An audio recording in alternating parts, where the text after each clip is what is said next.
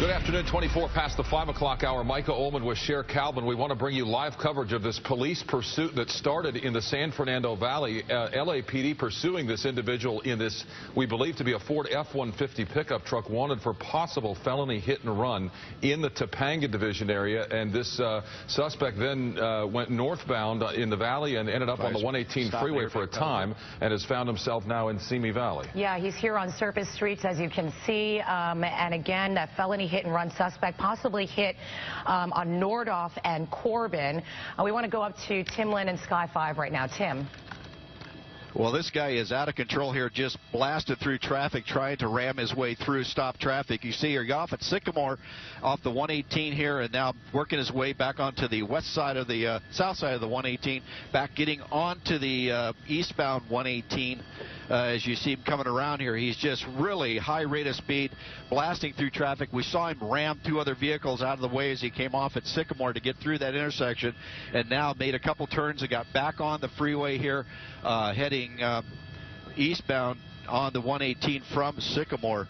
But really a very dangerous high-speed pursuit. LAPD has been chasing him for quite a while. They have an air unit overhead. They've gone into surveillance mode a couple times because of his dangerous driving, and just really on the gas. So you see he's really fast on the side shoulder up at the center divider. Really dangerous there. The grass and dirt there are wet. If he gets into that, he'll lose control, but he's just pushing his way along the number 1 lane here. Coming back eastbound, TV5, Roger, gotcha. And as he continues on here, passing that car on the left in center divider and just barely getting them tires off the road and pushing his way through just at a very high rate of speed. We're working our way back towards the Santa Susana Pass. That's where he came from in the valley as he raced around the city streets of the Topanga Division, getting on sidewalks, going through intersections, and also doing that felony hit and run. So they really amped up the charges here in the attempt to stop this guy. But LAPD is now backed way off with their ground units. The air unit is overhead, tracking him. I would say he's in excess of 100 miles an hour at this point. I'm in over 100 miles an hour here in Sky 5, and I'm barely keeping up with him. So just really flying along at a very high rate of speed here, eastbound 118, approaching the Santa Susana Pass will be the area he'll go through here. That's that rocky knoll that comes in from.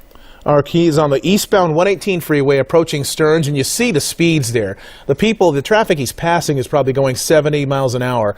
The latest information we're getting about his speed, a startling 135 miles an hour. Is that correct? Can you tell me that again? 135 miles an hour. This is a Ford F-150 pickup. The last identification of what he's wanted for is felony hit and run. This began as a reckless driving call is what we're hearing, and then somewhere along the way he hit someone or something, and this became a felony hit and run. LAPD Topanga Division officers have been in pursuit. They have at times backed off for precisely this reason, the speeds that are involved here and the extreme danger of this pursuit. You're talking about rain-slick roads. Luckily, traffic is light, but you can't go this fast on roads this slick in a vehicle that heavy and have a good outcome. But right now, they're calling CHP to come in and help out on this as well with this pursuit. But now that it's coming back into Los Angeles proper, they'll more likely just keep a hold of it and stay check. Oh, man, a big lane change there over to the number 3 lane. Just whipped around those cars, and now he's going to push over to that number 3 now, through right between those two as we push up the hill, climbing the hill towards the Santa Susana Pass, back over to the number 1 lane. And luckily, like I said, traffic was light, but he's coming up on slower cars as we climb the hill here. Let's see what he does. You have a truck lane off to the right that he could use as well, but looks like he's holding the number 1. Going to come up on this white car here, going to blow right past this guy here. These drivers on the freeway are just going home or heading their way, and they're going to have this car come ripping by them, having no idea why, and that this guy is coming up behind him. And you just have to hold your position if you happen to see this as he comes through. Just let him get by you. Try not to move too much. Now you're going to have the LAPD cars who are about a mile behind him, not even close. So they've gone into a surveillance mode, just holding back, and now he'll start picking up LAPD cars as he comes back into the valley. We're at the top of the Santa Susana Pass now. Coming over using the center divider as he pushes through here, just really a little bit slowed down here as he's coming up on slower traffic and now just passing through on the center divider. You can see that he is just flying along here. Very dangerous pursuit. But as we come down the hill towards the Porter Ranch area, the traffic is starting to get a little bit heavier ahead of him, so we'll see what happens moving over to the Diamond Lane. So far, we haven't had any collisions on the freeway, but we did have collisions on Sycamore there just as he came off the freeway, as he jammed his way between cars. And then that felony hit and run in the valley that he is wanted for at this point. The original want on the car is not known. We don't know what started the pursuit, but during the initial part of this pursuit, he did run over or hit a few folks over here in the valley and injuring them. So that makes it a felony. Once you have injuries on a hit and run, that pushes it to the felony. Now he's also looking at felony evading as he continues on here. Now let me send it back down to you to studio for a second while I check in with Van Nuys Tower as we move into their airspace. All right, Tim, thank you. We've been watching this individual fleeing police now for the better part of 30 minutes, starting in the Topanga division and really pushing limits of that pickup truck, what appears to be an older model F-150 at over 100 miles an hour, and that truck's not going to do too well once you get up over 100 miles an hour, especially on the freeway there. This individual has run into, as Tim has been reporting, run into several cars on surface streets in Simi Valley, and actually is believed to have hit pedestrians in the valley before he made his way onto the 118 westbound towards Simi Valley, and now heading back in to the San Fernando Valley area through Porter Ranch. Yeah, we're trying to get information on the people that were possibly hit there at Nordoff and Corbin, trying to get the understanding of what their injuries are. And again, this has been just a reckless car chase that we're watching here. And now going into Porter Ranch, the call came in at about 5:07, so this has been going on for almost half an hour now that he's been on the run here. And now the charges are just starting to rack up. He's got possible reckless driving also, as well as this felony hit and run on Nordoff and Corbin, and felony evading, and as you said, Micah, going over 100 miles per hour, making it a very dangerous situation for a lot of people right now on the freeway. For the second time in recent days, a driver that is trying to get away, that is involved in a pursuit with utter and reckless disregard for others' safety, his own, obviously, by driving this way, safety is in jeopardy, but jeopardizing the safety of others as well by ramming into other cars as he tries to make his run now, and now again getting off the freeway. And Tim, if you're back with us, can you bring us up to speed on the location here as he's off the freeway, apparently in the Porter Ranch area? That's right. He's off at Porter Ranch here, right off the 118, made that right-hand turn or left-hand turn across the freeway, and he's working his way over the top of the 118. LAPD air unit overhead and ground units are now coming up the off-ramp here as he goes right behind us here, turning northbound, picking up speed as he comes around, coming up to the intersection here, making a right-hand turn here, continuing now eastbound Rinaldi, just off of Porter Ranch, or eastbound Rinaldi, and we're going to bring it around here so we can get him out from underneath us as we come. But as you can see here, continuing on eastbound Rinaldi, this is by the Porter Ranch Mall up here, and camera operator Tim Deck doing a great job sticking with him here as he makes these wild turns as he comes around through the Porter Ranch area. So continuing on Rinaldi here, very high rates of speed, and now we have surface street problems, so where you're going to have cross traffic, people out in the street not expecting this car to be coming along as fast as it is. We're approaching Tampa at this point, on the brakes pretty hard there as he pushes along now onto the right-hand shoulder. Looks like we might be just pushing through a red light there, and just you see the guy almost getting hit there in his left-hand turn, and continuing now still on Rinaldi.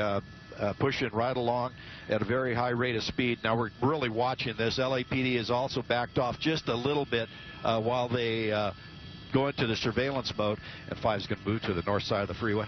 And as he continues on here, I'm just kind of coming along, keeping an eye on him as we can, and dealing with the air unit overhead. So we have to keep in control with the air units that are over this, as well as the other media ships that are on here. But you see, just pushed his way through that intersection, continuing on eastbound Rinaldi. Now he's going to be coming up on some very, very heavy traffic up here. He's going to have to take the wrong side of the street. All sides are blocked here. We'll see what he does when he comes up here, coming up to this next major intersection. We'll get it for you as he approaches. But on the brakes, going to the center divider. Looks like he's going to take the center divider. Left turn pockets. Traffic ahead is moving as he comes in the intersection very fast, and just weaves his way through traffic, just pushing through. Nobody there knows what to do with this guy coming through a red light like that. He weaves his way around. You see little bit as he goes away. Now he's going to come up on, he's going to be boxed in here. He's going to be boxed in. He's in a left turn pocket. He has traffic on all sides. Everybody is stopped. He's going to have to go across to opposite lanes here, pushing his way through. And as he goes along, he gets through there. Unbelievable. Unbelievable driving by this guy as he continues here eastbound Rinaldi through those intersections. People, like I said, drivers having no idea what's going on, but back on the gas here, picking up speed. And it looks like we have some light traffic ahead here, so hopefully we won't have any cross traffic. That's what we kind of watch out for as we continue on these pursuits, is that cross traffic. Those poor people that have no idea this guy is coming and is going to blow that red light. Coming up on the next intersection, he has a red light. He has a red light. We got traffic coming, and it looks like he's going to be able to make it through. And there, he makes it through, no problem. Now he's up. And that was Zelza he went through right there. That was the intersection of Zelza, still eastbound on Rinaldi, working his way. This street parallels the 118 freeway on the north. And now here's wrong side of the street, center divider. Coming up on traffic here, going to be passing them on their left. These guys have no idea if they make that left-hand turn. And they're on the brakes really, really hard as he makes that left-hand turn. Five's making a left-hand turn. And as he pushes there, he's wrong side of the street. Oh, that was very close with that oncoming traffic as he tried to push around. Now on the wrong side of the street, continuing here now northbound into a residential track. He's going to push through those cars right there, just smashing his way through. Hopefully he didn't make contact, but through the stop sign, working his way up the hill, up into the Porter Ranch area here as he continues north, wrong side of the street, going uphill. And now into a very tight area coming up on this white car here as he just jams his way by that white car. Man, this is unbelievable. Oh, just kind of he sideswiped that guy right there as he went through the intersection, but he's on the wrong side of the street. Unbelievable how this is, but this continues up the hill into the residential track, passing people on the right, folks just trying to get home as he blows down the wrong side of the street, coming up and around. This is hilly area, so it's an up and down area as he goes through here. So if he crests that hill, he may not see the car coming at him. He now has traffic turning out in front of him. He's going to go around to the right. He's got an oncoming car coming at him. Let's see what happens here as he whips his way back in, and then there it is, passing that car. Now coming up to a four-way stop. Cars are all stopped at that point, and here he goes up to the intersection. Through the intersection, just blows right on through, and continuing on northbound here on Nugent as he approaches this T intersection that's going to be ahead of him. You know, time and time again, as we watch these pursuits, we notice that a lot of the suspects like to go to areas that they're familiar with. He's been going at this now for almost half an hour. At least that's when the call came in the Porter Ranch, Simi Valley, Porter Ranch area again, through Northridge and now in Granada Hills in this residential area. And Micah, as we've been watching this, it's just shocking to see him push through some of these intersections, driving on the wrong side of the road with just absolute no regard for anyone's safety, and as you also said, even for his own. Yeah, this is really unreal. We don't, again, know what the original one is, but along the way, in the early stages of this pursuit, this suspect hit at least one pedestrian. So you have felony hit and run that's added to the growing list of charges this guy's facing. Tim, have you been able to look inside that truck? I know they've got tinted windows, and to determine how many people might be in this truck, if there's more than just the driver. We don't know at this point. Oh, I'm sorry, Mike. I was dealing with the tower right there. We're right on the final for Van Nuys Airport, but we're on Balboa northbound. I might have missed your question, but really cooking along northbound Balboa, wrong side of the street, on our way back up towards the 5 freeway, and continuing here, very high rate of speed, wrong side of the street. Moving along here as we come along. Mike, I'm going to have to send it back to you just for a second. Yeah, no really problem. Dealing with traffic up here in the air. Let me send it back to you. Yeah, and this driver dealing with a lot of traffic as well, but it's not stopping him. He is running as though the units are right behind him, and from what we can understand, they are in more of a surveillance mode. The units last check were upwards of a mile out behind him. Of course, he's being followed by helicopters, law enforcement helicopters, which we've seen come in and out of our screen. So they're certainly aware of his location, but at this point are not pursuing him actively as far as we can tell on the ground. And understandably so. This is so dangerous. Him driving on the other side of the road, as you're looking at right now, and just trying to make his way through, blowing through another intersection there. This now in Mission Hills. He just keeps on running. Micah, you're right. As if he has, LAPD right behind him. Well, actually, yeah, there you see it now. Yeah, so that's something new in the last couple of minutes to see an LAPD officer right on his tail.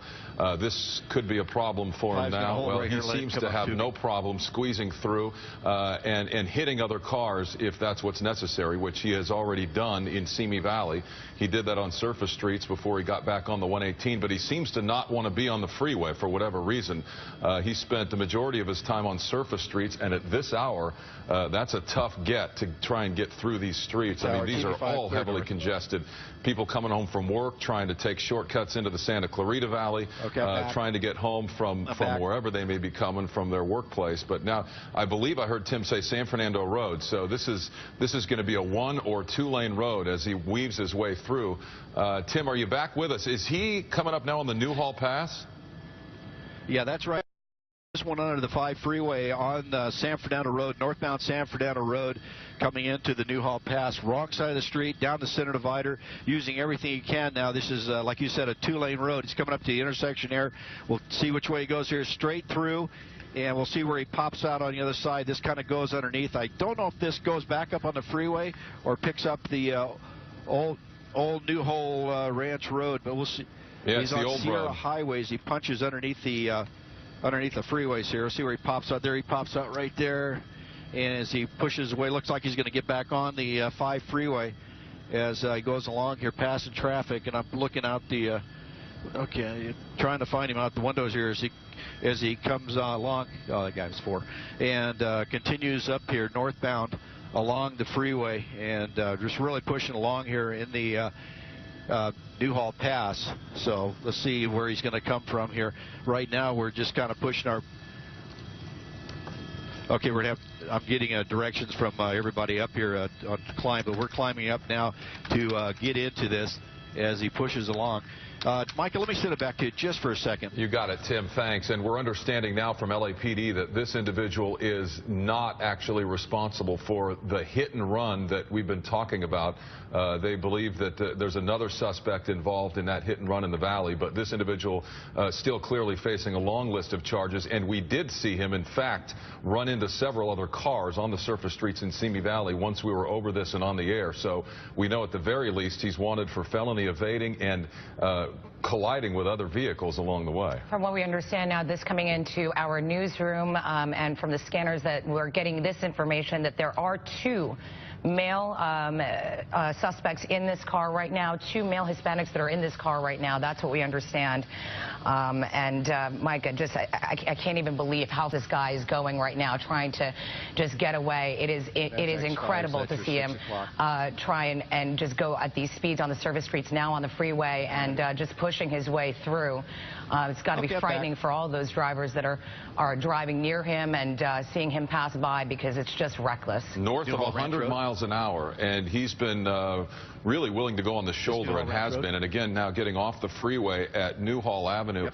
And I would have to think this is off the 14 freeway. I know there's not a Newhall Avenue exit off the 5, and we're having a hard time with the location without Tim and the tight shot. But my guess is this is the 14 freeway. And Tim, maybe you can help me on that. Going back on the 5, from what I understand.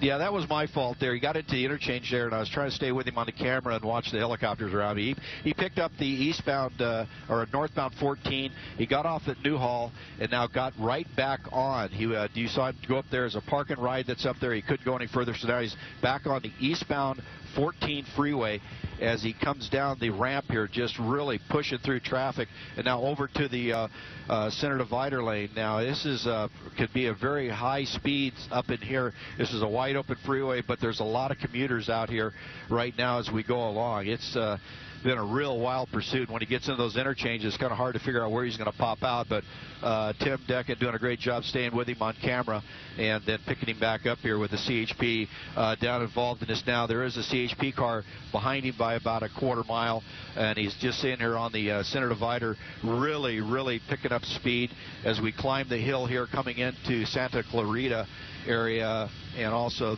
the area is going to continue on. This is all Yeah, he's heading north. He's headed towards Soledad Canyon, beyond that Sand Canyon. And if you really want to look out farther than that, he's frankly headed toward Palmdale.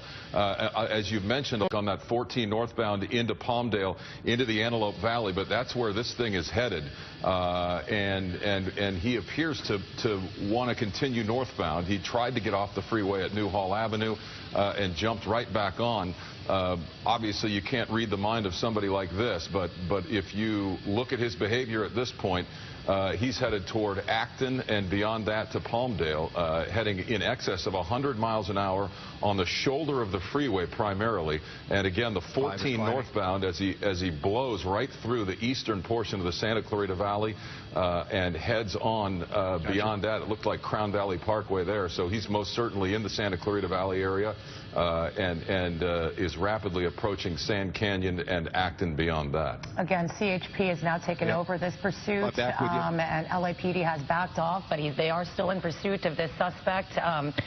And again, we just want to reiterate about the hit and run. That is another situation. It's not related to this pursuit, from what we understand. And Tim, what does it look like ahead for him? It looks like it's pretty wide open. Yeah, it is pretty wide open until we come up to Sand Canyon. As we make this bend that he's going through right now, the traffic is going to come to a stop as he comes back around to the right, and that Sand Canyon is the off-ramp there, and it generally backs up in this area every evening. But he's on, you can see the right shoulder here, and as he comes around this corner, he's going to start encountering really heavy traffic. Traffic is stopped all across all lanes to a point here, and we'll see what he does when he gets there. But yeah, he's really flying along here. Pushing his way along, using that right shoulder most of the time, sometimes the center divider, but man, he is just flying. And this is going to take us up here into Canyon Country, all the way up into Acton area. But the next major off-ramp he comes to is going to be, you see him just blowing down the right-hand shoulder here, just whipping along. CHP has got one unit behind him at about, I'd say, 300-400 yards, staying with the pursuit. LAPD is also trailing back behind about a mile back. LAPD has now 2 helicopters overhead. I'm sure the first helicopter might be dealing with a fuel issue, so they'll do the handoff of that. But he's coming up to the Sand Canyon off. You see right there, it's a gore point for the Sand Canyon off. We'll see if and it looks like he's going to continue northbound 14 underneath the Sand Canyon at this point as he goes along, and really high rates of speed, passing people on the right. And now he's joining traffic coming on. Luckily, there's nobody there coming on that ramp as he blows along using that right-hand shoulder. And as I look up ahead, Cher, it's pretty wide open. Traffic is pretty well spread out as we push along here. And he's just using that right-hand shoulder, and hopefully nobody sees a police car and then also, automatically pulls right like you should, because you're going to have this guy right on your rear bumper.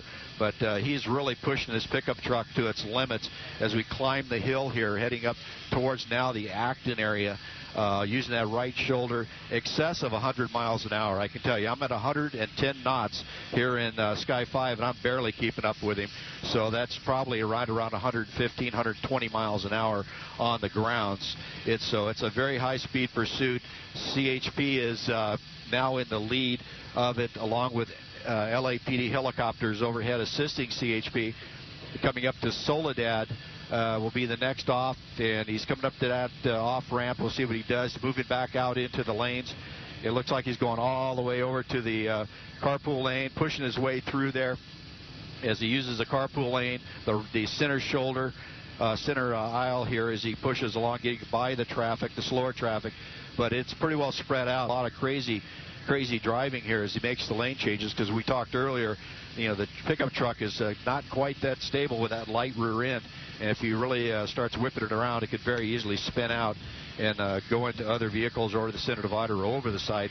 Up in this area, there is parts of this freeway, the 14, that has very sharp drop-offs on either side of the freeway, just blowing right by that white pickup truck, holding that center divider, using also the number 1 lane or the carpool lane as he goes along. But yeah, we have to watch for that now, because there's, like I said, big canyons up here, drop-offs on either side of the freeway.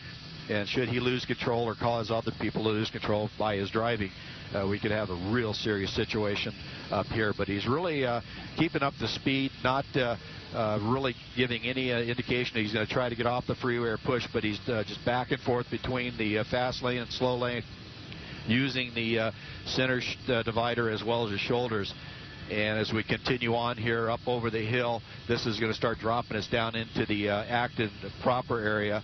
And LAPD up overhead. Now LA County Sheriff's helicopter is here as well, but they're staying off to the side monitoring, because now we're into their jurisdiction. They're in their jurisdiction, so they're going to be advising their ground units where this pursuit is to help out if it should get off the freeway at any point, and to be able to corner this guy if he bails out of his car. But this truck is really taking a beating during this pursuit. I'm surprised it's still going. With all the damage he's done to it, running into people, hitting things as he went along. But it seems to be on all 4 tires, and we don't see any smoking or any swerving that we normally see in these pursuits. But, you know, going to this type of thing, dealing with pursuits as a police officer, you really got to hold your emotions as you push along, trying to stay up with this guy, keep an eye on him. But now you have the air unit overhead giving direction. Not too many places he can go out here. So as the ground officer, you can back off a little bit, give yourself a break on this. You don't have to call the pursuit. You can watch your driving. But the one thing a ground officer has to really do is contain their emotions, keep that adrenaline down, use deep breathing methods as you go along, trying to just slow down the pace of your breathing, trying to keep it under control, because the worst thing you can do is start getting into that position where your adrenaline's taken over. You actually get tunnel vision, where you lock in on that car in front of you, and you just put on the gas and stay right on him when it really isn't necessary. But these officers are trained with these high-speed pursuits, especially CHP, to not get emotionally engaged in this pursuit, but stay aware of what's around them and to continue on the pursuit, but in a safe manner. And if it gets into a point where it just really gets out of hand, they'll go into that surveillance mode, as we've talked about before. But right now he's on the brakes, pushing up over the hill. He's starting to slow down. He's on the brakes for whatever reason. That's a CHP car right behind him, and he kind of just stomped on the brakes for a second. There's nothing in front of him, no reason for him to do that. And I don't know if he just brake checked that CHP officer or not. But he just continued now into the center divider. CHP backing off. That's where that tunnel vision comes in. You get new officers that get in their very first pursuits. They'll get right on the guy, and then the guy will brake check them. They'll slam into the back of them, set off that airbag in the police car, and it's very difficult to drive a car with the airbag deployed in your lap. So that's one of the methods that bad guys will use to try to disable cars behind him. But that CHP officer sticking with his training, doing a very good job at staying off of him, letting the air unit overhead deal with this. All right, we just lost Tim Lynn's feed right there. Again, we've been following this now for almost half an hour here on the air, but this has been going on, Micah, since 5:07 is when that call came in. Just been watching there, that suspect, possibly another person in the car, going over 100 miles per hour and doing nothing to stop it all. He's running into other cars on surface streets, starting in the Topanga division, getting on the 118, moving out towards Simi Valley, getting off the freeway, hitting a number of cars as he made his way back onto the 118 eastbound, and then made his way into the Newhall Pass north on the 14, where we see him now as we pick up the live signal through Santa Clarita into Agua Dulce with his sights set on Acton and beyond. Tim, your signal is clean again and you're on the air. Actually, this is a video that we have from earlier. We're still trying to reestablish that shot with Tim Lin right now. Again, this is from earlier, where you can see the suspect just going so fast and blowing through, passing through all these cars. And as you were mentioning, we also had a point when he was on surface streets, Micah, and he was also going on the opposite direction, on the other side of the road, against traffic, and doing whatever he could to make sure he wasn't going to be stopped by, you know, the rush hour traffic that was there in front of him. Countless intersections he blew through at a very high rate of speed, driving again on the shoulder primarily. And we are back live now. We have the signal. Tim, we're back on the air in the Agua Dulce area, northbound 14, heading toward Palmdale, and his options at this point are limited. You have Canyon Roads. If he decides to get off the freeway, the only thing he might do is get back on and head back in towards Santa Clarita. But this guy seems determined to head toward Palmdale at this point.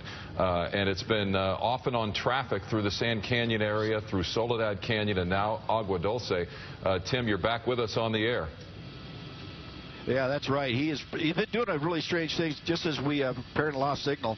He's doing a brake check. Every time that CHP officer gets anywhere near him, he does a brake check on him, slams on his brake for no reason at all. Escondido Canyon, as we continue over that hill, that's a little summit right there. Now we're going to start heading downhill again.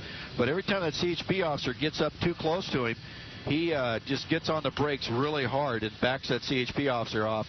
And now that officer is staying back probably a good 300 yards now. But he got real close to him at one point when traffic slowed down, and then he just stepped on the brakes very, very hard. And I don't know if it made it out, but that's a maneuver that some guys will use. They'll get that police car up close, they'll slam on the brakes, cause a little bit of a bumper tag in the back, will set off the airbag on that police unit, and then make it very hard for that officer to continue in the pursuit with the airbag deployed in his lap. So that's one thing they do to you. That's one thing that you train for, to make sure that you don't get missile lockers or tunnel vision on that back end of that car, because if you're too close, they'll do something like that to you. And this guy obviously shows that he has the wherewithal to do that. But now we're coming down the hill, working our way through the Acton, still in the Acton area, northbound 14 freeway. Coming up to Sierra Highway is the next major he's going to go under. Then we'll start that climb up for the pass going into Palmdale. And then all these folks here, he's going to come up on some heavy traffic here as we pass Sierra Highway. It's starting to slow down as you start that climb. And he's going to continue on here using that center divider as he pushes along. But right now it looks like he has clear flying if he stays in that center divider area.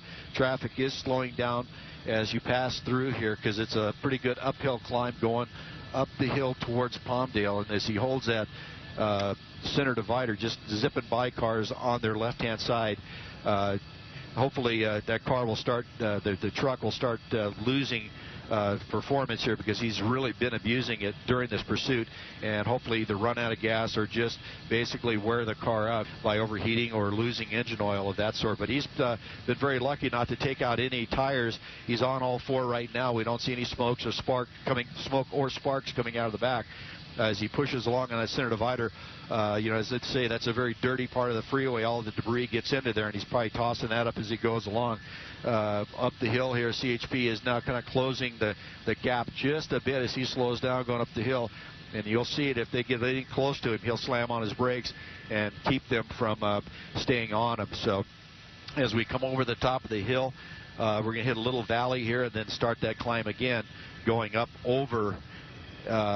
this is what?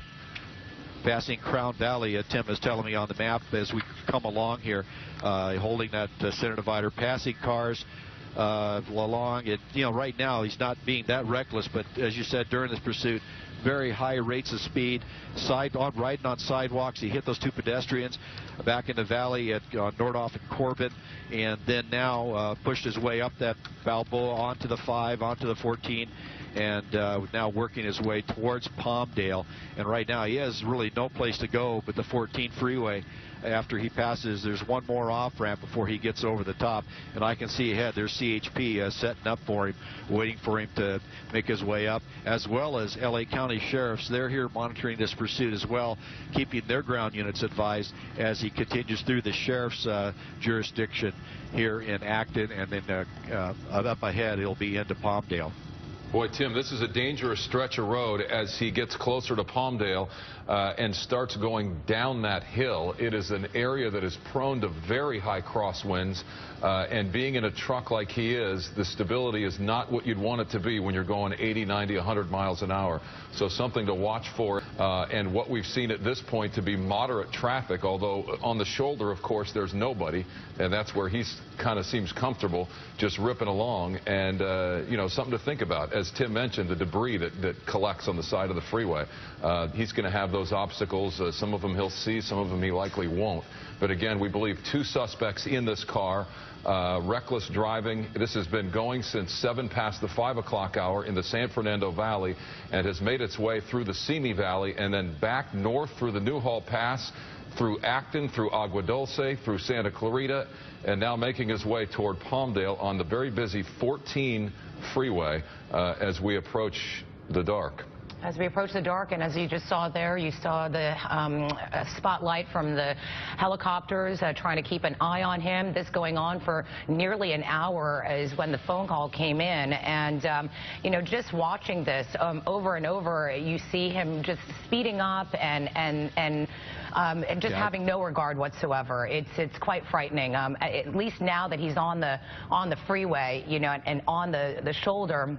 Dangerous still nonetheless, but a lot better than what we saw on those surface streets when he was driving on the wrong side of the road and just trying to make through and nearly hitting cars. And just the fact that this car is still going at this point, you know, after what the car has been through physically since we've been on the air, I'm surprised that it can still be going at this rate of speed and for this long. Yeah, this driver is out to get away in a very serious way and running into other cars along the way, doing, you know, very similar to what we saw several days ago with that suspect, Aaron Lorta, who led police on a wild pursuit similar to this one. He hit many more cars than this suspect has. This is far from over. This individual going on the 14 freeway headed toward Palmdale, and he seems comfortable on the shoulder, whether it's the left shoulder or the right shoulder. The road appears slick at this point. Tim, are you encountering rain? Not yet. No, Michael, we're not encountering any rain, but you see the ground is a little bit wet there. There is a very large cloud that we're flying on the edge of, so it may have just passed through here as we've had these scattered showers come through the area. But now he's coming downhill, coming into Palmdale proper area as he comes around, passing these cars on the right. You can see the water reflecting off the ground there. So it's very, very wet down there. So that's one thing we're going to have to deal with these folks coming through here. It's going to be now coming downhill, high rates of speed, pushing through down into Palmdale. We'll get a cross street for you here in a second as we push. You see him using that right-hand shoulder, like you said, very comfortable with that shoulder. And actually, okay, now he's pulling over and across. And Tim, we want to interrupt at this point just for a brief moment and let the viewers know they're watching the KTLA 5 News at 6. Micah Ullman with Cher Calvin. We've been on the air for more than 30 minutes now following this pursuit suspect as he's made his way from the San Fernando Valley to the Simi Valley, back through the Newhall Pass, north on the 14, and he's headed toward Palmdale at this point. We've been watching it live. He's hit several cars on surface streets in the Simi Valley area before he made his way back onto the 118, on and off the freeway. Traffic, no traffic, doesn't matter. This guy's on the shoulders, on the wrong way, on the wrong side of the street, blowing through four-way stops. A lot of traffic in the San Fernando Valley. And, again, clipping cars along the way. And he's been chased primarily by the LAPD for the first many minutes of this chase. The CHP has since taken over with the Sheriff's Department jurisdiction now in play. I believe the CHP is still behind him. Tim Lynn is in Sky 5. Tim. That's right. CHP has control of the pursuit. LAPD has their helicopter overhead assisting, and LA County Sheriff is here as well with their helicopter, but they're staying away, just monitoring this pursuit and updating their Antelope Valley office of where this pursuit is. And he's coming down the hill. He went through Spruce, coming down into the flatlands of the Antelope Valley. As we come down the hill here, he's just blasting by people on that left shoulder here, using that center divider. That's the LAPD helicopter light you see. There's one CHP helicopter behind him in the white car, and he continues down the hill here, and it's going to be a little bit of traffic ahead of him as folks are now getting down into the valley where people are getting off the freeway at their normal stops, and it slows the traffic down just a little bit. But all right, we are getting Tim Lynn's signal cutting in and out, so just bear with us. We're also going to show you some video from earlier of what this chase has been like for nearly now an hour. We're back live now with Tim Lynn. Are you with us? Do we have your signal? All right, again, this pursuit been going on for nearly an hour. Started in Northridge. He was wanted for reckless driving. As you can see, that's exactly what's happening on these roads. He has been driving at speeds of 100 miles an hour, sometimes a little bit over that, from what we understand. Tim trying to clock it at over 100 miles per hour. There you see CHP in pursuit of this car. They've now taken over this pursuit.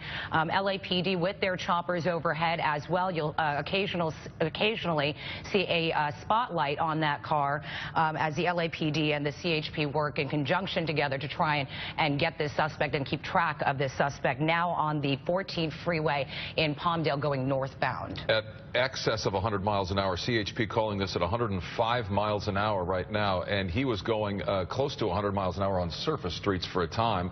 He did a little bit of a stretch on the old road, eventually getting on the 14 freeway where he is to this point. Tim has been reporting no rain at this point, although the roads, as you're heading into Palmdale there, did appear to be slick. So there has been some rain that has been falling in the not-too-distant past in this area, but this guy's still going along here, upwards of 100 miles an hour with CHP immediately behind him at this point. Of course, the airship's following him as well, and our signal is back online. And Tim Lynn, you're back. Yeah, you can see him here still northbound on the 14 freeway coming up on the 138, which is the next intersection cross he'll have here. He's holding that center divider, CHP behind him in that white SUV, keeping a close tabs on, but not getting too close. You see right there, because every time they get close, he starts brake checking and really causing an issue. But like I was saying, we're coming into the area where folks are getting off the freeway, slowing down to get off the 14 in the Antelope Valley, Lancaster, Palmdale area here, going northbound on the 14. And so we're encountering some slower traffic. As you see him going right back there, he slowed down a little bit here. I'm down to about 90 miles an hour here as I pace him in Sky 5. And he's holding lanes but not making too many wild maneuvers. The ground was very slick coming up the hill there as he came over the crest into the Antelope Valley area, but right now it looks like it's kind of dried out.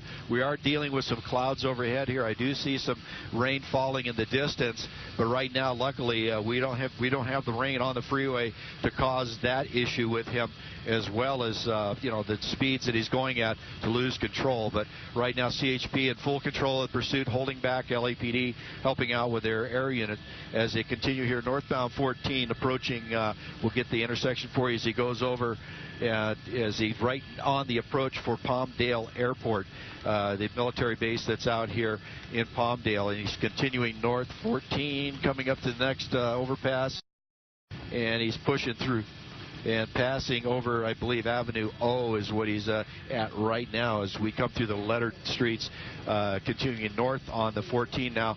If he continues north on the 14, he's going to be in the desert here in about another 6 or 7 miles. And then it's on straight on up to 395 if he goes that far. But right now in the Palmdale, Lancaster proper area as he comes along, luckily traffic is traffic is somewhat less congested than what we saw certainly on the surface streets in and around the Newhall Pass along the 118. But it didn't stop this guy. He was blowing through intersections, in case you just joined us, blowing through four-way stops, running into other cars to make his way through. He refused to be log jammed and forced his way through in many tight spots along Rinaldi and the valley on surface streets, in the Simi Valley as well. And now northbound on the 14, as Tim mentioned, the 395 is an option. He could take the 58 and move toward Bakersfield, or go eastbound toward the 15. Looks like he's going to get off. Well, he's going to get off the freeway long before those options make themselves available. Tim, he is off the freeway now somewhere on a surface street in Palmdale.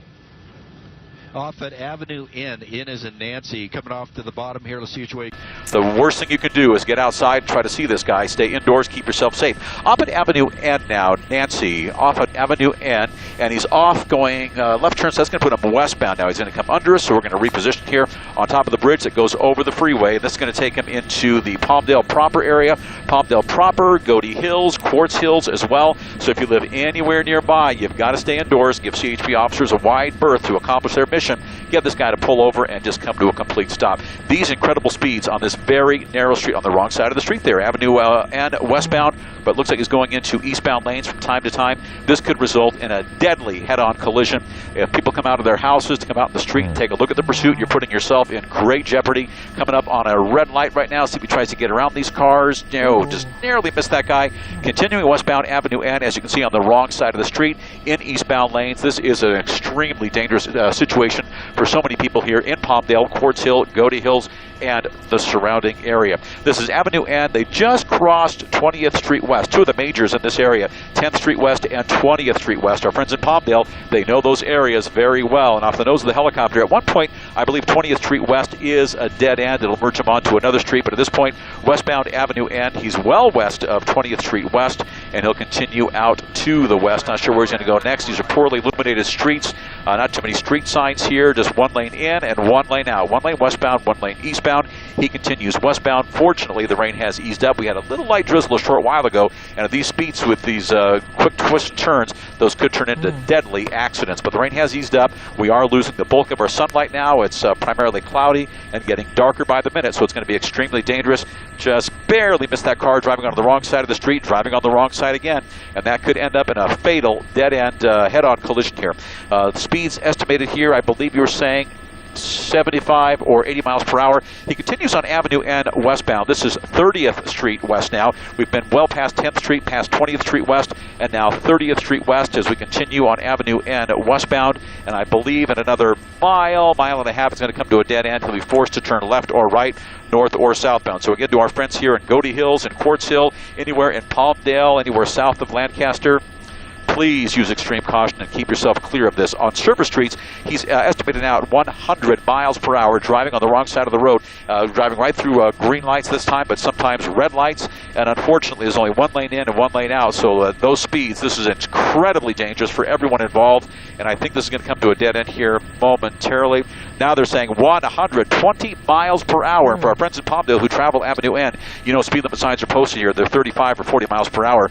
Coming up on a red light, going to make that southbound turn into Quartz Hill, and he's going to slide out there. Not sure why. He may have hit a spike strip or just lost control. You come around those corners that rapidly a little bit. And there's a crash. CHP tried a pit maneuver. The passenger door is open. That indicates not only the driver, but perhaps a passenger in there as well. They may have set up a spike strip somewhere along the line. He appears to be losing some of that lateral stability. Was that a CHP vehicle that hit him?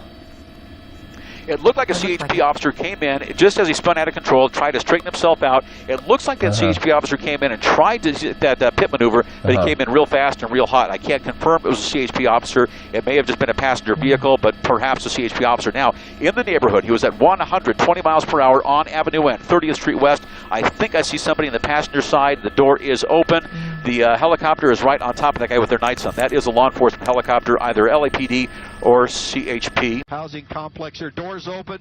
Doors open. We'll see what happens here. One guy bailing out on foot, running with a bag or a jacket of some sort. Driver continuing on. Two LA air units are overhead, so one's going to stay with that passenger that just bailed out, and now the other one's going to stay with the car. So that first guy's not going to get away. I can see they got the light on him, chasing him around, as well as get the sheriffs in here. So that's why LA County Sheriffs was in the area to help out with that type of situation. So one guy bails out, takes off running. The upper ship will take over, follow him. The lower ship will stay with the car. And now I'm here in LA County Sheriff's helicopter coming over to assist the LAPD helicopter with directions and to get people in there. But he's stuck in a community right here. He's not going to be able to get out. They had a gated community, so as you know, these are all locked in to where they can't really get out. So there might be a back gate here. He's going to try to push his way through. Yep. The gate here, back out onto the surface street, and we'll see where he goes from here.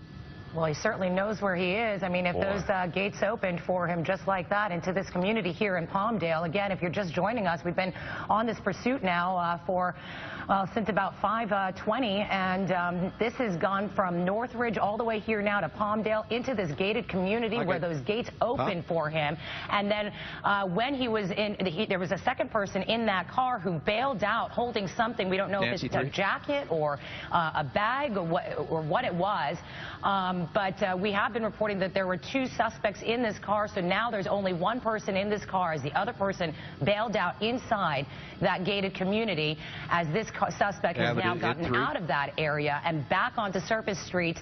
Still such a dangerous pursuit, Micah. Boy, they had an opportunity there in that gated community. They had an opportunity, and it appears as though they're going to get that initial suspect that jumped out. Well, he's going to have a hard time now. He's starting to lose control of this truck and into the mud, but continues on in this F-150 that has performed well as this guy's been driving over 100 miles an hour for over an hour now.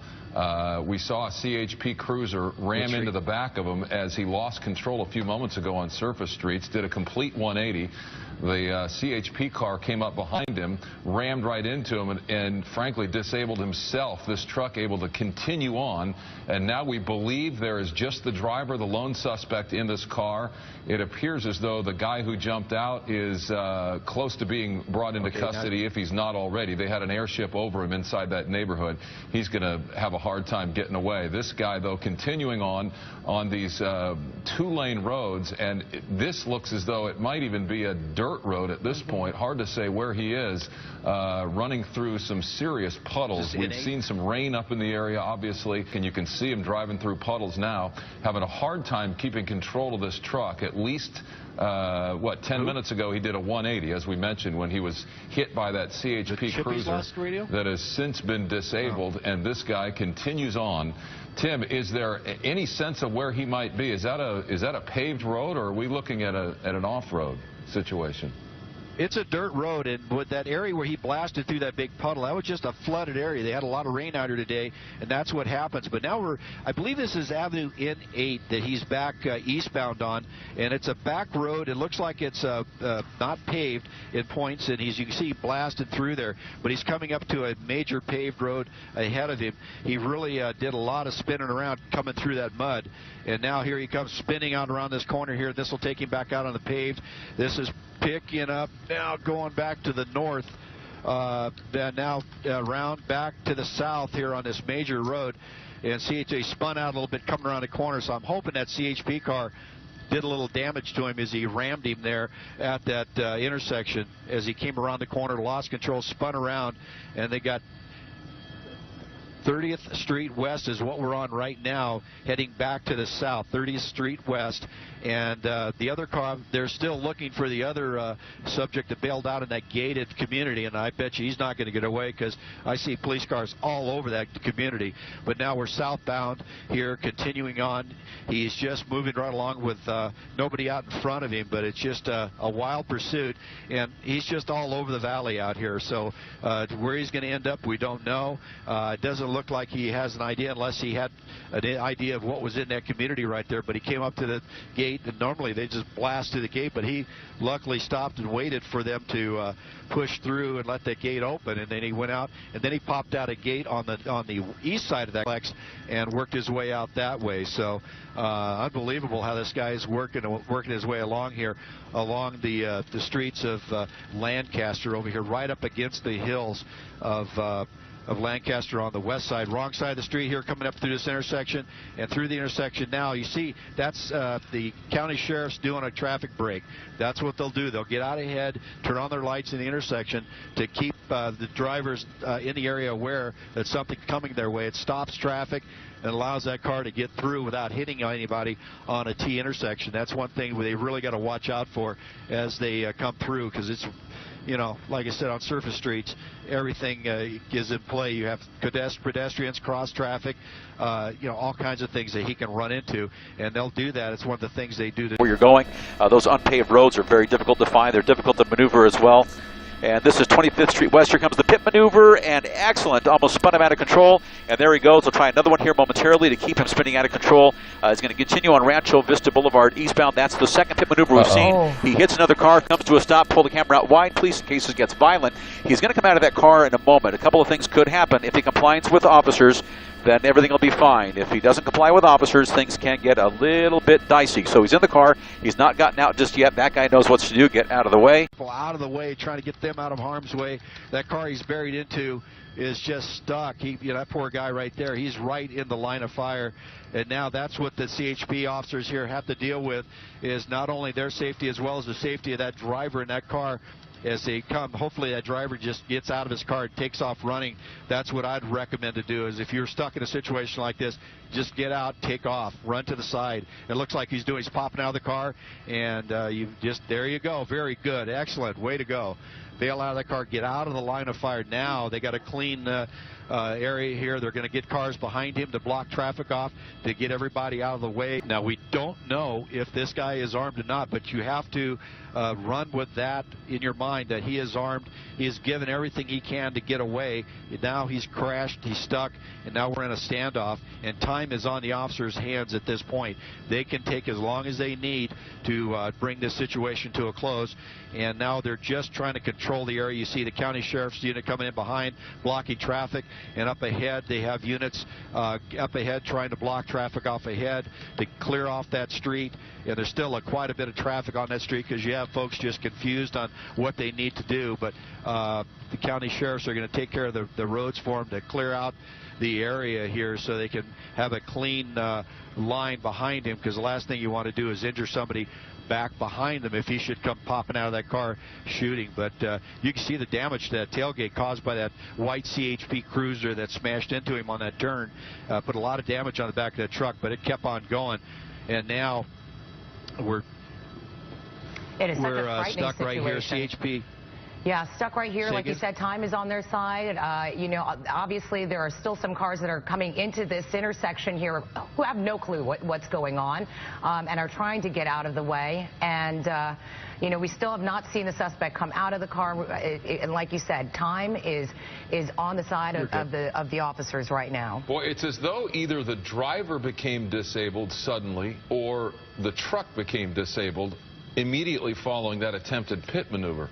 He went through the intersection as though there was nobody behind the wheel and just rolled right into that stopped car there. Rancho Vista. As Tim tries to get a location for us in the Quartz Hill area, you see screen left. This is the pursuit. As we watch the pit maneuver happen here, this was the attempted pit maneuver. He regains control of that truck and then through this intersection as though the truck stalled or the driver was disabled. Hard to say at this point. We won't know until this thing is wrapped up and the investigation is complete. But we have seen no movement with this guy yet. But they're going to wait and they're going to be patient and they're going to do this properly. They're going to do this according to textbook. They've cleared the scene. And as Tim likes to call it, it's clean behind him. In other words, if they were to need to open fire, there wouldn't be anybody behind him that could get caught in crossfire. Tim, have they established communication with this guy? It looks like they have not. I haven't seen any movement from that truck, inside or out. Well, we're hearing the CHP and the sheriffs talk about movement in the truck, and they have cleared off that downrange area behind him, so they're good there. And now they're dealing with him. We're at the intersection of Highland and Rancho Vista. Highland and Rancho Vista is the intersection he's sitting at right there. And they're just trying to work with him on the bullhorns. We're listening to him on the radio talk, and they're talking about movement in there. So I got a feeling that with the way this guy has been driving, his ability or his trying to get away from these cops, trying to push his way through traffic and giving just everything he can to get away, I got a feeling he disabled his vehicle here. If not, he'd be in reverse trying to back off that car. But he hit it pretty good and stuck that corner, that left front corner, right into his radiator. So hopefully it's disabled, and now we're dealing with the standoff right now. I'm looking up to the east, and it's blocked off by the county sheriffs up ahead. So clean intersection right now. They're doing their best to get everybody out of the way. And like I said before, time is on the officers' side now. They can take as much time as they need to work with this. As you see in prior pursuits like this, they'll start bringing in the Special Enforcement Bureau from LA County Sheriffs, or SEB. They'll bring in their Bearcats, those big armored vehicles, and just block him in and able to contain that vehicle and keep him from getting away or moving out of there, taking that option away from him. And then they could pull one run right up next to him and look straight in at him through the bulletproof glass. And then if it gets to a point, they can deploy a chemical agent into that car to get him to come out if he decides not to do that. But hopefully that'll happen down the road. Right now they're just going to do verbal, trying to get him out, calling to him, trying to get him to give up. But it kind of looks right now, from my experience in situations like this, both as a police officer and as a media pilot, once we've gone this long, he's pretty made the decision he's going to stick right there. And this is probably going to go for the long haul. So I'm sure LA County Sheriffs have already put out the call for Special Enforcement Bureau to come out with their specialized equipment to get in behind this guy, block him in. And then once they come on scene, they'll take it over from the CHP. And once SWAT or Special Weapons is involved, they take total control so they can maintain command of the scene. And then, like I said, they'll block him off with the Bearcats, and then if necessary, use chemical weapons to get him to come out.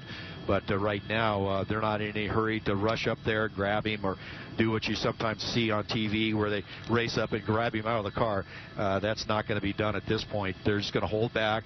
They got an eye on him. They got him surrounded. There's nowhere he can go. Doing exactly what they've been trained to do, and just holding back, assessing the situation, getting all the information they can, possibly get this guy on the phone if they get a hold of a cell phone for him, because that is the latest thing that they do, is to work on trying to talk to him on a cell phone, to talk to him, to get him to come out. So you know, Tim, he lost his will to run. We're watching this replay of the pit maneuver. He wasn't going more than 30, 40 miles an hour when that officer came up on his rear right and executed that pit maneuver.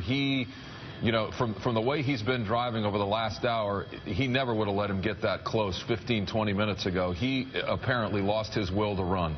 Yeah, something must have happened, as you said, either, something with the car or something inside happened with him, because when you saw him kind of just roll through that intersection, it was so unlike what we've been watching for the last hour, where he would have just tried to get on the other side of the road and just make his way to keep getting away. It's been a wild pursuit. That certainly is true. He's crashed into cars. He's gone from the San Fernando Valley all the way here to Palmdale, and now we're just, as you see there earlier, two of the people that were in that car that he hit running off. Just a really frightening situation for everybody involved. The last hour or so, an hour and a half almost, from the San Fernando Valley all the way here now to Palmdale. Tim, the scenario you described, all of them, those are going to take some time. We understand that the Sheriff's Department SWAT team is on the way, and the Bearcat you mentioned, the remote control vehicle, all of those scenarios, that's some time. I mean, we're out there. We're way out in Palmdale. That's right. And I don't know if they station the Bearcats or the big mobile vehicles, or the big armored vehicles that they have out here in the Antelope Valley. But yeah, most of the time those boys come out of East LA up to this location, so it'll take them quite a while to get up here. But more than likely, they have some assets here in the valley due to the location and just the sheer distance from headquarters, where SWAT is based. But we have heard on the information from over the radio that the armored car is en route to come up here. You can see other cars arriving, a detective unit there, and then supervisor units arriving. And so they're getting ready to set up the command post, getting ready to go for the long haul, as you say.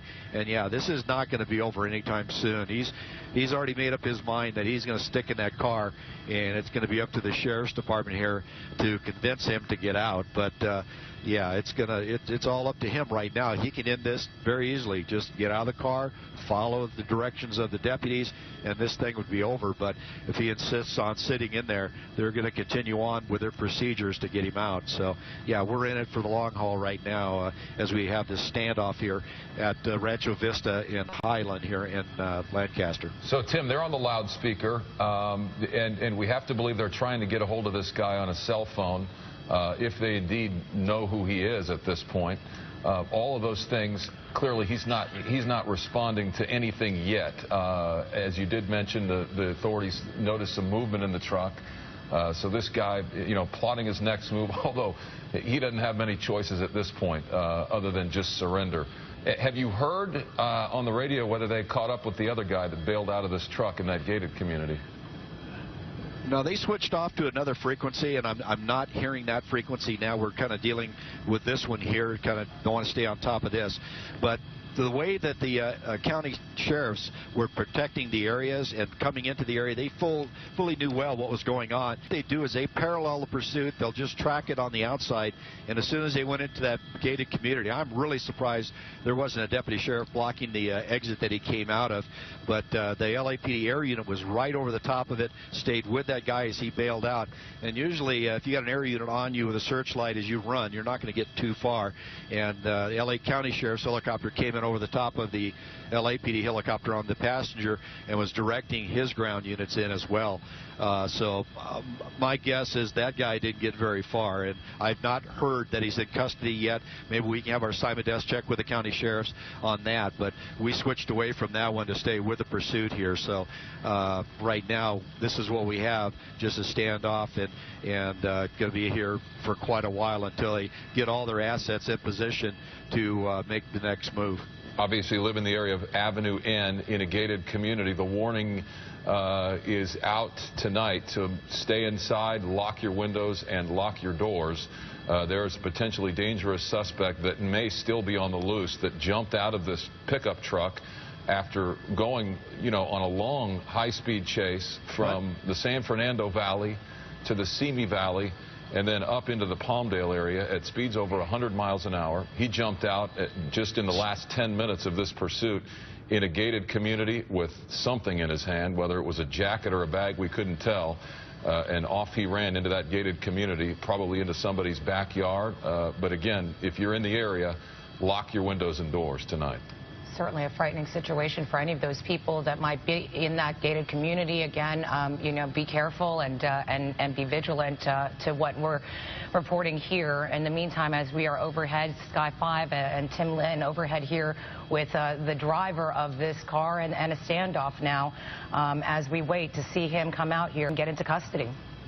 You are watching the KTLA 5 News at 6:30 now. I'm Micah Ullman with Tim Lynn in Sky 5. We've been over this since about 5:15. They're not gonna do anything at that point. Wait for those guys, the guys who are trained and has the equipment to be able to get up there and the body armor to be able to get up there.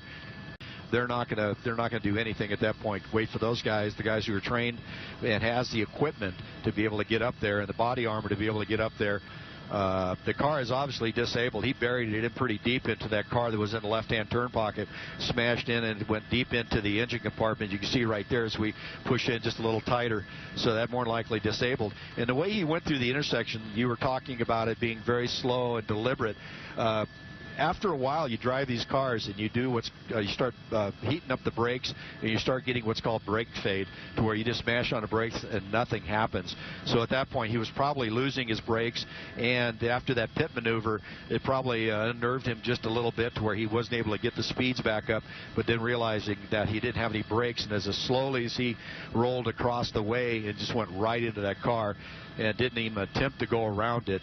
Yeah, it just to me seems like he was having difficulties in the car, and as well as just it had enough of this, because this pursuit went on for well over an hour or so as we went through high speeds through the 14 up over the hill and all that driving. We took out the 118 out into Simi Valley all the way out, and then turned around at Sycamore and came back doing the same thing again, then off into Porter Ranch. So this has been a long playing pursuit, bailing out in that private community, gated community here in Lancaster, and then continuing on, finally come to a crash here. So he may have just given up just a little bit, like you said, or he could have had an issue with the car, or who knows what that first CHP car that just ran into the back of him as he came around that corner, spun out, and then straightened out. Then the CHP officer, the white SUV, ran into the back of him, causing that damage you see on the tailgate. So, anything can happen here. We're just going to have to sit and wait to see what happens. That CHP cruiser got the worst of that collision. He did some damage to the back of that pickup, but that CHP car was going nowhere after that hit. Yeah, maybe his brakes failed, you know, but now it comes to the point where you start asking questions. I mean, this guy's going to end up in custody. What could he possibly be waiting for? You know, but then those are standoff tactics that law enforcement is trained in. How do you rationalize with irrational behavior? It's been irrational since they started chasing him. So what's to assume that he's going to suddenly snap back to it now and start to think clearly or make good decisions? Because it's been a series of bad decisions to this point.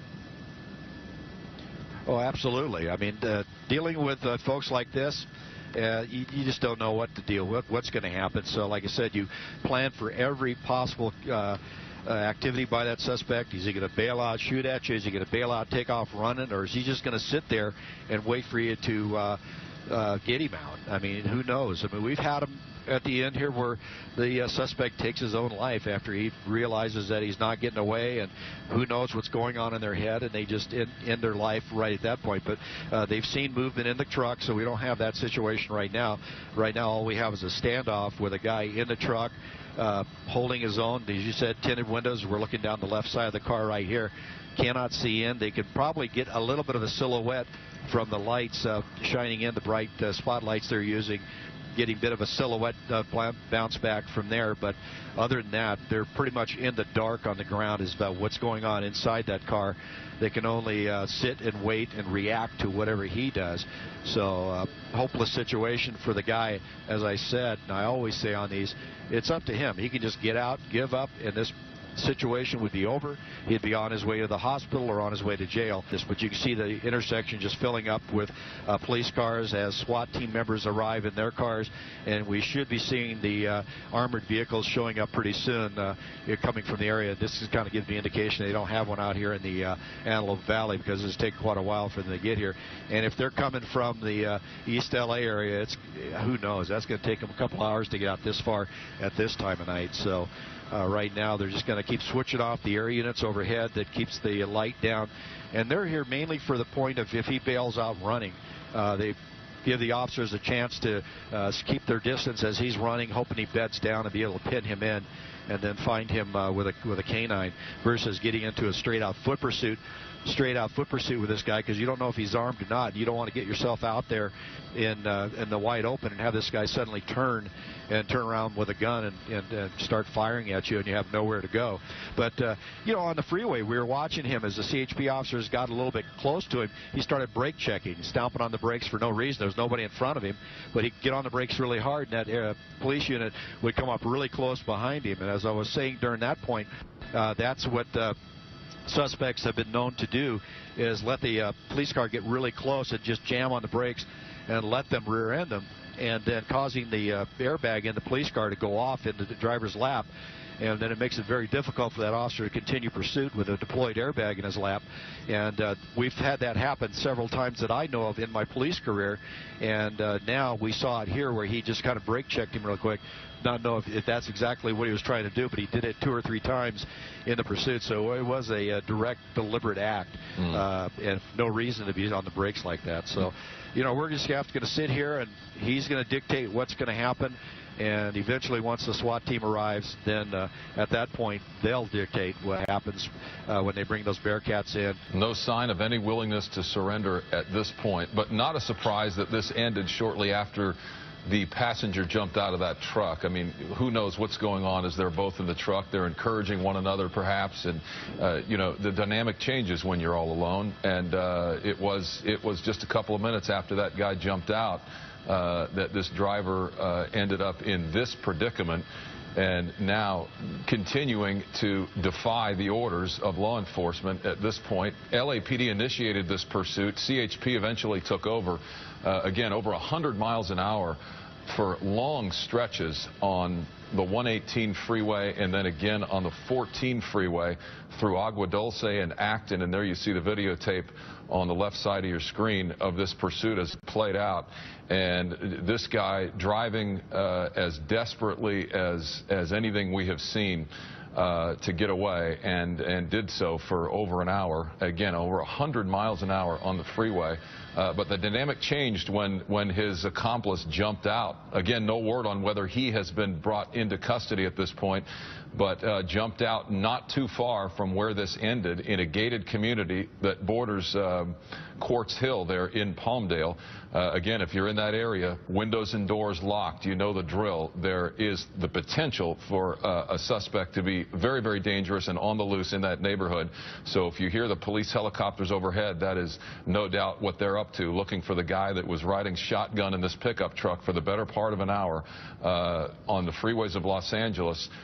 This guy driving and stopping at nothing, and there's the videotape of that guy jumping out. He had something in his hand. The driver continued on and lost control. The roads were slick out there in the Antelope Valley, and there you see the vehicle clearly disabled as it rolls through the intersection and into that stopped car that had 2 civilians in it. They have since gotten out of that car. The only thing left from that scene now is the suspect behind the wheel, who remains behind the wheel. We don't know of anything other than a small fire that they're reporting he may have set inside that truck since it's been disabled. Tinted windows all the way around, can't see in, don't know what this guy's up to. Unclear as to whether they've been able to get a hold of him on a cell phone. There's the 2 civilians running out of that car and clearing the scene for officers who now have a clear shot at this guy if he tries anything funny.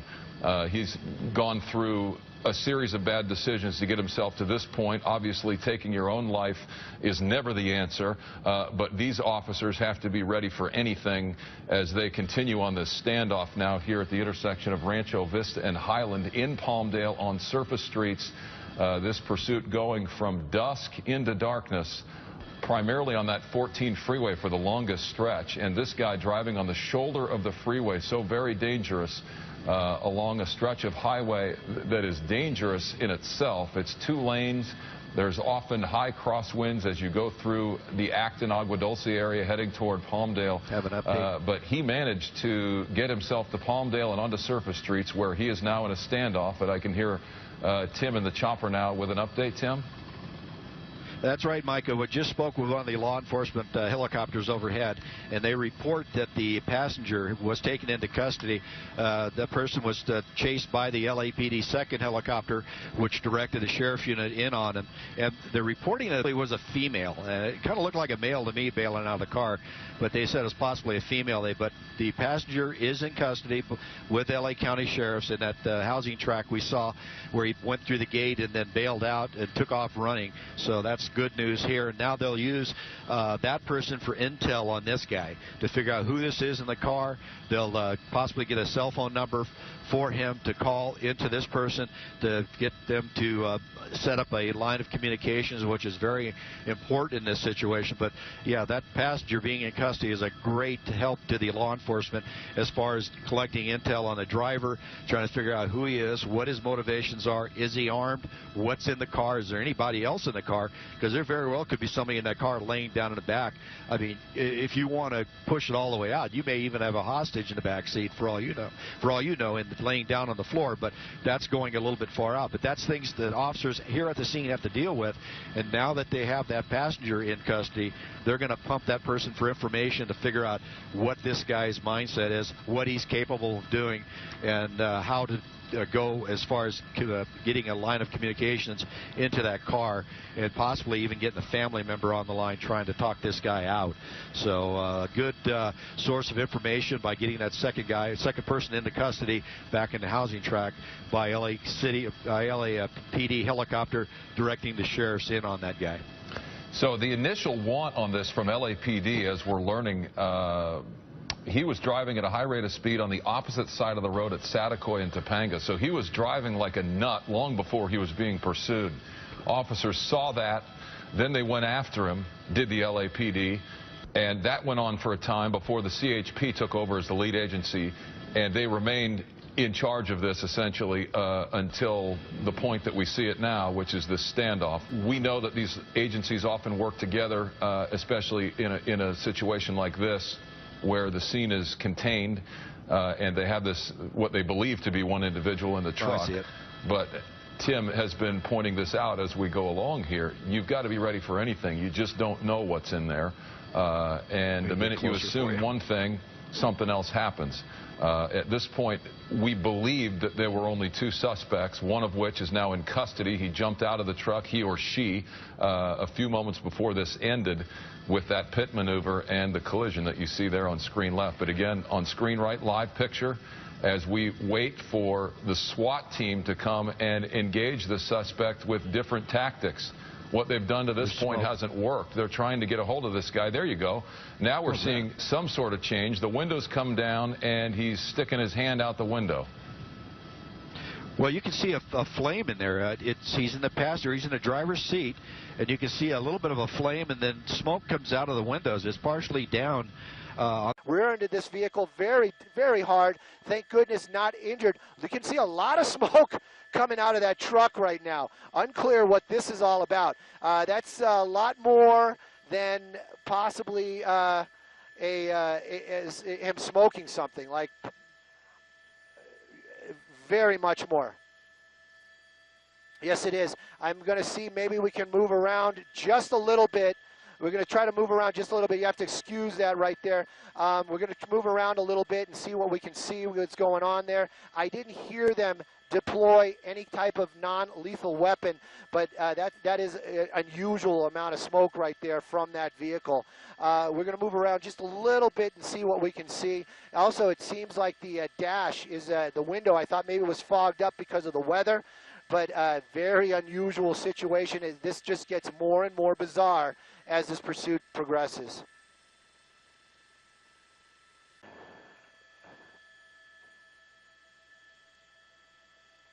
Well, you know, Pat and Paul, if you look very carefully, you can actually see red glow popping up, and there it goes again inside that vehicle. And like you said, basically confirming what they're hearing. This guy is starting to set fire to parts inside his vehicle. I'm not sure what he's setting fire to, but there's definitely a fire, or he's lighting things on fire inside that vehicle with the windows rolled up. Extremely bizarre. I mean, this little black car, we've later learned 2 people in that car. You can just imagine sitting there waiting for a left turn. Here's this full-size pickup truck, bam, right into the front of the vehicle. And then to make it even more scary and bizarre, all of a sudden officers from the California Highway Patrol yelling, "Get out of the vehicle, get out of the vehicle," with their guns out. This is where we sit now. Rancho Vista Boulevard, Palmdale at Avenue 25. And you can see the standoff continues. Seat, and you can see a little bit of a flame, and then smoke comes out of the windows. It's partially down on the driver's side. I've moved Sky 5 up just a little bit so we get more. You see an arm out the window right there. Door coming open, door coming open. We're going to widen out here just in case there's a problem. But as he's getting out, he's crawling on the ground, and it looks like he might be complying at this point. But yeah, he's laying flat on his face, laying down and crawling sideways. So at this point, we'll see what he does. He just looks like he's giving up, crawling towards the officer, which I'm sure they're not directing him to do. Normally, you would have him stand up and walk backwards towards you, but he is crawling backwards. Maybe he's injured from this crash. Who knows? But kind of doing a weird crawl backwards here. Looks like a male with a black T-shirt, short black pants on, black shoes. And we're staying wide just in case something happens here, because we don't want to put anything on TV that may be an issue. But right now it looks like he's trying to comply, works his way back towards the officers. You can see the officers are not in any hurry to rush up there and grab him. They're going to get him in a position of their advantage, not get themselves out from behind too much cover, because you know this guy could wait for them to do that, roll over, and start opening fire. So with his strange behavior up to this point, with the things that he's been doing, you got to be ready for everything. So right now it looks like they're stopping. They look like they started to have him bring up his shirt. That's one of the things that they'll do to kind of look under the waistband. But I can kind of see a waistline there as he's walking now. There, K9 coming up from behind there. You see the officer with the K9 walking up behind the officers that are giving the directions. But he's crawling backwards, which is kind of good. You know, he's complying. That's good for him, and that's the best thing he could be doing at this point. Once they get him back away from the car, then they'll have an arrest team go up and approach him and take control of him. And then once they get him in control and in custody, then a team will go up and clear that truck out. But right now. I'm watching the officers. Okay, they're working up. Here comes the arrest team's walking up. His hands are out to the side. Take control of the hands. Bring the hands to the back. Putting on the handcuffs. Now you can see the officers are still kind of watching the car. So once they get this guy handcuffed, they'll pat him down, roll him over, check him, bring him up, take him back behind the police cars. And now you can see those other officers holding gun barrels onto that truck. Now as they're watching him there, we're going to watch now. There should be an arrest, or actually a team go up, a 4-man team come up to clear that car to see what might be inside. But we'll watch to see what happened. They have them back by that SUV there, holding him right there, patting him down. Now they're going to ask him the questions, the same questions they asked the passenger: who's in the car, how many people are in there, things of that sort, to where they can try to get as much intel before they approach. Once again, they don't have to rush up there. They have him in custody. They don't want to get any officers hurt at this point because they pretty much have it contained and ready to get shut down. But right now you can see the back there to the rear of that SUV, talking to the subject, trying to get him information from him on what's going on in that car. And now they'll start walking up. You see the one officer walking up back towards the other cars that are stopped. More than likely that's going to be the supervisor who's directing the situation here. Now he's up there at the lead car waiting, and now you should be seeing a team move up on that car. There goes a police dog going up in there to grab it. So we'll keep an eye on this and see exactly what happens at the end. So the police dog now by the car. A dramatic high-speed pursuit. This driver wanted for reckless driving, in custody tonight. Both individuals in that truck in custody, and this pursuit has come to an end. For Tim Lynn and Sky 5 and all of us here at KTLA, I'm Micah Ullman reporting the latest on all of this and the rest of the day's news tonight on the news at 10 and 11.